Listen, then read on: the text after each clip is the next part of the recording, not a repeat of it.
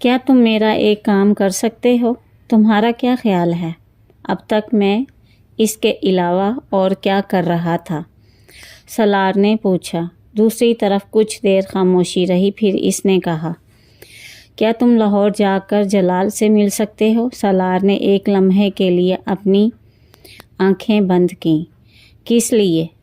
اسے امامہ کی آواز بہت بھاری لگ رہی تھی، یوں جیسے اسے فلو تھا۔ پھر اچانک اسے خیال آیا کہ وہ یقیناً روتی رہی ہوگی۔ یہ اسی کا اثر تھا۔ تم میری طرف سے اس سے ریکویسٹ کرو کہ وہ مجھ سے شادی کر لے، ہمیشہ کے لیے نہیں تو کچھ دنوں کے لیے ہی۔ میں اس گھر سے نکلنا چاہتی ہوں اور میں کسی کی مدد کے بغیر یہاں سے نہیں نکل سکتی۔ بس وہ مجھ سے نکاح کر لے۔ تمہارا تو فون پر اس سے رابطہ ہے، پھر تم یہ سب خود اس سے فون پر کیوں نہیں کہہ سکتی؟ سالار نے چپس کھاتے ہوئے بڑے اطمینان سے اسے مشورہ دیا۔ میں کہہ چکی ہوں۔ اسے امامہ کی آواز پہلے سے زیادہ بھرائی ہوئی لگی۔ پھر اس نے انکار کر دیا ہے۔ اوہ ویری سیڈ، ہار کیا۔ تو یہ ون سائڈ لو افیئر تھا؟ اس نے کچھ تجسس کے عالم میں پوچھا۔ نہیں تو پھر اس نے انکار کیوں کر دیا؟ تم یہ جان کر کیا کرو گے؟ وہ کچھ چڑچڑا کر بولی۔ سالار نے ایک اور چپس اپنے منہ میں ڈالا۔ میری وہاں جا کر اس سے بات کرنے سے کیا ہوگا؟ بہتر ہے تم ہی دوبارہ اس سے بات کر لو۔ وہ مجھ سے بات نہیں کر رہا، وہ فون نہیں اٹھاتا، ہاسپٹل میں بھی کوئی اسے فون پر نہیں بلاتا۔ وہ جان بوجھ کر کترا رہا ہے، امامہ نے کہا۔ تو پھر تم اس کے پیچھے کیوں پڑی ہو؟ جانے دو اسے، وہ تم سے بات نہیں کرتا۔ تم یہ سب کچھ نہیں سمجھ سکتے۔ تم صرف میری مدد کرو، ایک بار جا کر اس سے میری صورتحال کے بارے میں بتا دو۔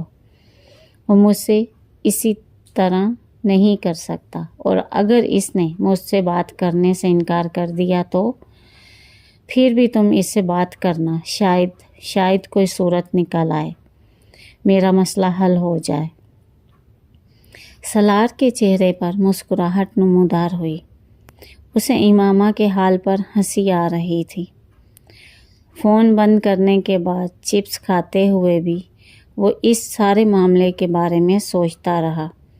ہر گزرتے دن کے ساتھ وہ اس سارے معاملے میں زیادہ سے زیادہ انوالو ہوتا جا رہا تھا۔ یہ اسے اپنی زندگی کا سب سے بڑا ایڈونچر محسوس ہو رہا تھا۔ پہلے امامہ تک فون پہنچانا اور اب جلال سے رابطہ، امامہ کا بوائے فرینڈ۔ اس نے چپس کھاتے ہوئے زیر لب دہرایا۔ امامہ نے اس سے ہاسپٹل اور گھر کے تمام کوائف سے آگاہ کر دیا تھا، اور اب وہ سوچ رہا تھا کہ اسے جلال انصر سے مل کر کیا کہنا ہے۔ سالار نے اس شخص کو اوپر سے نیچے تک دیکھا اور وہ خاصا مایوس ہوا۔ سامنے کھڑا لڑکا بڑی عام سی شکل و صورت کا تھا۔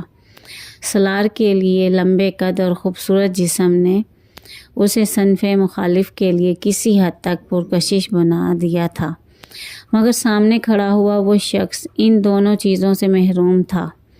وہ نارمل قد و قامت کا مالک تھا۔ اس کے چہرے پر داڑھی نہ ہوتی تو وہ پھر بھی قدرے بہتر نظر آتا۔ سالار سکندر کو جلال انصر سے مل کر مایوسی ہوئی تھی۔ امامہ اب اسے پہلے سے زیادہ بے وقوف لگی۔ میں جلال انصر ہوں، آپ مجھ سے ملنا چاہتے ہیں؟ میرا نام سالار سکندر ہے۔ سالار نے اپنا ہاتھ اس کی طرف بڑھایا۔ معاف کیجیے گا مگر میں نے آپ کو پہچانا نہیں۔ ظاہر ہے آپ پہچان بھی کیسے سکتے ہیں، میں پہلی بار آپ سے مل رہا ہوں۔ سالار اس وقت جلال کے ہاسپٹل میں اسے ڈھونڈتے ہوئے آیا۔ چند لوگوں سے اس کے بارے میں دریافت کرنے پر وہ اس کے پاس پہنچ گیا تھا۔ اس وقت وہ ڈیوٹی روم کے باہر کھڑا تھا۔ کہیں بیٹھ کر بات کر سکتے ہیں؟ جلال اب کچھ حیران نظر آ رہا تھا۔ بیٹھ کر بات؟ مگر کس سلسلے میں؟ امامہ کے سلسلے میں۔ جلال کے چہرے کا رنگ بدل گیا۔ آپ کون ہیں؟ میں اس کا دوست ہوں۔ جلال کے چہرے کا رنگ ایک بار پھر بدل